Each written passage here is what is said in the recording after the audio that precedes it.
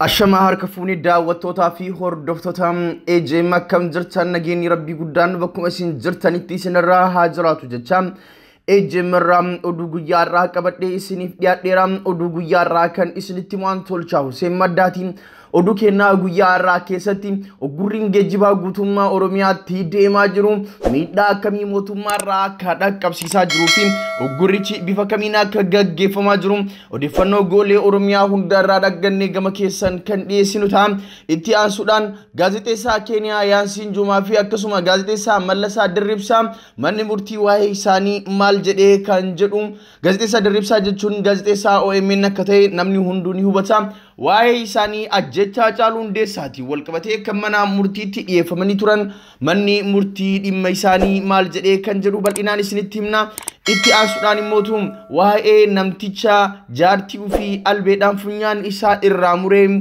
kan BBC Afaan Oromoo gabaasa isaanii bal'inaan qindeessee gama keessan kan dhiyeessinu ta'a egaan daawwattoota fi hordoftoota keenya oduuwwan sadiin kana gama keessan dhiyeessina hanga dhuma qophii kennaatti nu faana yoo turtan hanga waa'ee dhimma dubartii jaartii funyaan isii albeedhaan irraa muree amma doktoroonni deebisanii fi kan isinitti himnu ta'a daawwattoota fi hordoftoota keenya tamsaasni keenya idilee guyyaa guyyaan bifa salphaa ta'een akka isin bira ga'uuf warroon YouTube channel keenya subscribe godhin YouTube channel keenya subscribe godhadhaa jecha amma kallattimaan gara odeeffannoo guyyaarraa qabadhee dhufeetti isin ceesisa.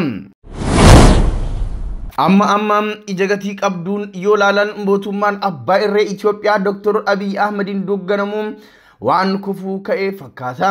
Tarkaanfiin uummanni Oromoo fi uummattoonni Itoophiyaa naannoo isaaniitti fudhataa jiran namni ija gatii qabuu fi ija siyaasaatiin taajjabee mootummaan Dr. Abiy Ahmed akka kufeetti akka hubatu shakkii tokkollee hin qabu.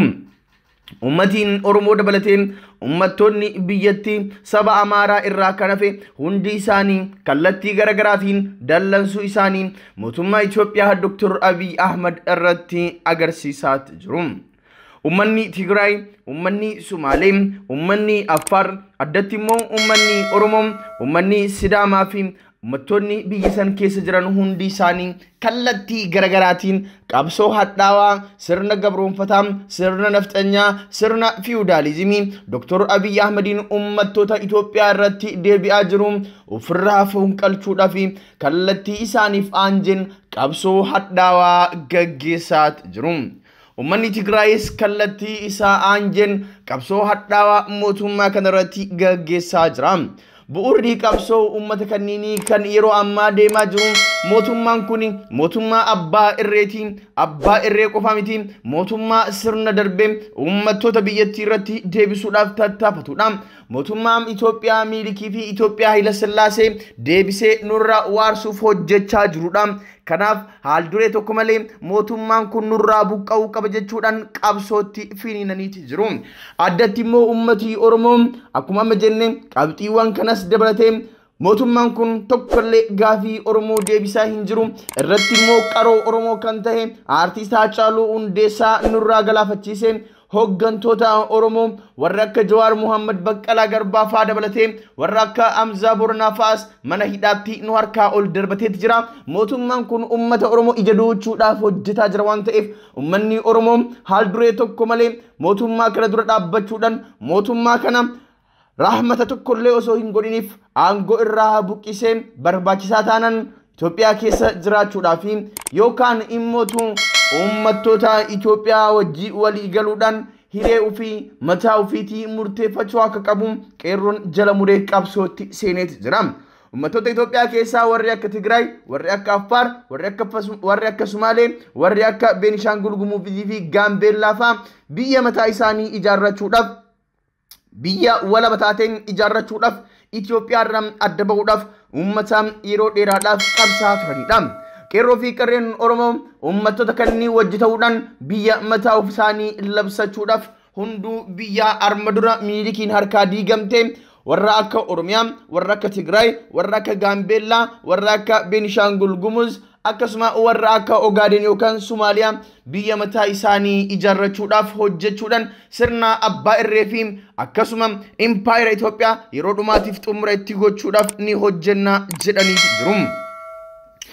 Gama biraatiin yeroo ammaa kana guutummaa Oromiyaatti tarkaanfiin uggurrii geejjibaa fudhatameeti jira. Kutaalee Shawaa Baham, Shawaa Kaabam, Shawaa Lixaa fi giddugaleessa Shawaatti godina addaa Oromiyaa isa jedhamee waamamutti uggurriin jabaatee itti fufeeti jira. Godina Shawaa Bahaa keessa aanaa Daamii Tulluu Jiddoo Kombolchaa Adaamaa Booseetii fi kanneen kana fakkaatan keessatti uggurriin jabaatee itti fufeeti jira. Shawaa Kaabaa Salaalee Fiichee akkasuma bishaan gurraacha Dagamii fi kanneen kana fakkaatan keessatti mormiin akkasuma uggurriin geejjibaa jabaatee gaggeeffamaa jira. Shawaa Lixaa Gandabarat Tokkee Kutaayyee Amboo Gincii fi akkasuma Gudarii fi bakkoota garagaraa keessatti itti fufee jira. Wallaggaa afranittis Horroo Guduruun Qeellam Wallaggaa Gimbii Arjoo akkasuma Najjoo fa'aatti Naqamtee dabalateen guutummaa kutaalee magaalaa Wallagga keessa jiran hundatti mormiin bifa ajaa'ibaatiin gaggeeffamaa jira. Kutaaleen Arsii lamaaniin akkasuma Baalee lamaan Roobee Baalee Gindhiir Agaafraa Gaasara Asallaam Diidaa Arsii Diidaa Roobee Saddiiqaa Diksiis Arbaa Guuguu guutumatti akkasuma Arsii Lixaa Asaasa Dodola Adaabbaa Qoreem akkasuma magaalaa Quubsaas dabalatee Shaashamannee Shaallaa Arsii Nageellee fi Kofalee Eddoo Waabee kanneen hundatti uggurriin geejjibaa bifa ajaa'ibaatiin gaggeeffamaa jira. Harargee Bahaa fi Harargee Lihaa magaalaa Ciroo Hirna Awadaay Asaboot Machaaraa akkasuma gaara mul'ataa keessatti kan argaman aanota shanan gaara mul'ataa Awadaay Harar Dirreedawaa fi kanneen keessatti bifa nama ajaa'ibuun gaggeeffamaa jira. Akkasuma Walloo Kamisee keessattis mormiin gaggeeffamaa jira. Godina Jimmaattis Aggaaroo magaalaa Jimmaa fi Asandaaboo fa'aatti akkasuma Geeraas dabalatee bakkoota garagaraatti mormiin bifa ajaa'ibaatiin gaggeeffamaa jira. Uggurriin akka ajaa'ibaatti hojiirra oolaa jira. Kana qofa miti. Guutummaa Oromiyaatti bifa nama ajaa'ibuun mormiin gaggeeffamaa jira. Waa'een uggurrii gabaa kana fakkaata. Egaa kanaan walqabatee mootummaan akka maree laafee sochiin daldalaa dhaabatee uggurriin geejjibaa taasifamee keessumaayyuu jiraatota magaalaa Finfinnee irratti miidhaan guddaan qaqqabaa jira. Yeroo ammaa kana mootummaan muddamee waan qabatuuf gadi dhiisuu dhabuu isaa jiraattonni magaalaa Finfinnee EJM'tti himaniiti jiru. Oduu gama biraatiin gaazexeessaa Mallasaa Dirribsaa fi akkasuma gaazexeessaa Keeniyaa Yaasiin Jumaa maal irra gahan kan jedhu gaafiin hedduun dhiyaataa jira. Manni murtii federaala sadarkaa jalqabaa dhaddacha ramaddii araadaa gaazexeessaa OMN Mallasaa Dirribsaa fi gaazexeessaa lammii Keeniyaa Yaasiin Jumaa dabalatee namootni galmee ciibsaa Abdul Karim alatti himataman 5 mirgi wabii eeggamee fi akka gadhiifaman ajaje. Abukaatoon isaanii obbo Kadir Bulloo maamiltoota isaanii yakka dalaguu isaanii ragaan dhiyaatee waan hin jirreef galmee isaanii cufamuu wabii qarshii 3,000 akka gadhiifaman murtaa'uusaa dubbatee jira. Galmeen obbo Ciibsaa Abdul Karim namoota 5 of keessaa kan qabu yommuu ta'u gaazexeessaan OMN kan ta'e Mallasaa Dirribsaa, Hasan Jimaa fi Fayyisaa fi Yaasiin Jumaa keessatti argamu. Gaazexeessaan lammii Keeniyaa Yaasiin Jumaa waggaa tokko oliif Itoophiyaa keessatti dalagaa akka ture maatiin isaanii dubbatanii jiru. Namootni kunneen ajjecha artist Haacaaluu Hundeessaa walqabatee reeffa uggurrii deebisuu sabaaf sablammoota walitti buusuu akkasuma walitti bu'iinsa amantaa uumuun shakkamanii turan. Manni murtii galmee ergaa qoranneen booda jara kana walitti qabaan kaasuu malee yakka dalaguu isaanii wanta mirkaneessuu gahaa wanti poolisiin irra hin jirreef wabiidhaan yaabahan jedheera jechuun obbo Kadir dubbatan. Haaluma wal fakkaatuunis galmeen obbo Jaamboo Hussein keessatti kan argaman Ibrahim Abdul Jalil Kiyaar Muhammad Obsaa fi Alamaayyoo jedhaman immoo wabii qarshii 4,000 akka gadi lakkifaman murtaa'uusaa abukaatoon isaanii obbo Kadir himaniiti jiru. Dhimma kana booda ta'uu yeroo himanis seerri kan jedhu ergaa manni murtii mirga wabii isaanii eegetti poolisoonni haalduree tokko malee gadhiisuu qabas jedhan. Maatiin namoota mirgi wabii eeggamee fi mallaqa qabsiisuu olii gadi fiigaa jiru. Sana booda ajaja kana qabatan poolisiif dhiyeessuus jedhamee jira. Egaa daawwattoota keenyaa waa'een gaazexeessota lamaanis kana fakkaata. Itti aansuudhaan kan isiniif dhiyeessinu miidhaa dubartoota irra ga'u keessaa tokko kan akka malee garaa nama nyaateen odeeffannoo kana BBC irraa kan arganne gama keessan dhiyeessina. Maqaan ishee Zaharaa jedhamti. Zaarkaa jedhamti. Torbee 10f dararaa keessa dabarsiteen reefuu ifaa abdii arguu akka eegalte akkasiin seenaa ishee dubbatte. Amma gammaduudha. Fayyaan koos deebisee argadheera bareedaadha jechuun haakimtoota yaalii baqaqsanii wal'aanuu isheef taasisanis haasofti. Funyaan ishee hodhamee fi dhiiga uffattee daawwitii harka isheen qabattee ilaalti. Afgaanistaan keessatti leellan mana keessa dubartoota irra gahuu baay'ee heddummachaa dhufeeti jira. Qorannoon mootummaa gamtoomaniin hojjetame tokko dubartoonni biyyattii harka 87 ta'an bara jireenya isaanii keessatti haleellaa saalaa qaamaa yookiin xiinsammuun irra gaha jedha. Yeroo dubbiin hammaatu abbaa warraa yookiin firri dhiiraa dubartoota asiidii fi haaduudhaan miidhaa irraan ga'u. Abbaan warraa Zaarkaa yeroo darbee albeedhaan funyaan ishee irraa mure. Abbaan warraa koo nama hunduma shakka waa balleesteetti jedhee yoo yaade na dhaanuu hin dhiisu jetti. Kun wannuma guyyuu raawwatuudhas jetti.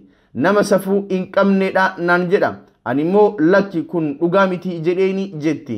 Zaarkaan bultii erga dhaabdee waggaa 10 yoo ta'u ilma ganna 6 qabdi. Shamarreen ganna 28 reebicha abbaa warraa ishee dhaqnaa godhetti jirti. Sadarkaa kanarraa gaha jettee garuu hin yaanne.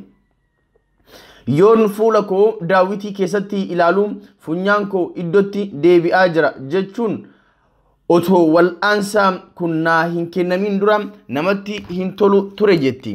Dr. Zalmay Khan Amadazaayin haakimoota muraasaaf fuula deebisanii suphuun dhiinsaan keessaa isa tokko. Wal'aansi isheef kennine gaarii ture. Infekshiniin hin qabdu. Xiqqoo akka diimachuu tahee ture. Inni immoo rakkoo miti jedha haakimtichi. Waggoota 10 darban Dr. Zalmayin dubartoota Afgaan fuulli isaanii abbaa warraa abbaa fi obboleessa isaaniin akka malee tahe wal'aaneera. Fuula nama akkanatti muranii balleessuun seera Islaamaan dhorkaa ta'us dararichi itti hufeera jechuudhaan doktortichi kun dubbateeti jira. Egaan daawwattootaa fi hordoftoota keenyaa miidhaan dubartoota irra gahaa jiru baay'ee kan nama yaaddessuudha. Obboleettiin teennatuunis amma wayyataa dhufteeti jirti. Daawwattootaa fi hordoftoota keenyaa kabajamoo odeeffannoon ammaaf qabannee isiniif dhiyaannee kanuma odeeffannoo biraatiin yeroo biraa deebinee hanga wal agarruutti turtii gaarii isiniif haa taatu.